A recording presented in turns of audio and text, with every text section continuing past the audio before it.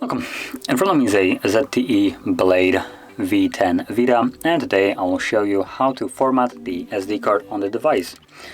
And to get started, let's open up settings. From the settings, you want to go to storage. So let's navigate and find that. Oh, there we go, there is storage. And once you select it, you will see your SD card at the bottom. So let's tap on it and choose format. Now before you proceed any further, you do have a warning that basically performing this will remove everything. So as you can see, formatting will erase all content on the SD card. To avoid losing content, back it up to another SD card or device. And basically, if there's anything that you'd like to keep, like photos, videos, maybe some kind of apps or whatever it is on it, then copy it to some other place and then format it. Otherwise you lose it permanently and you have no way of, well, getting it back.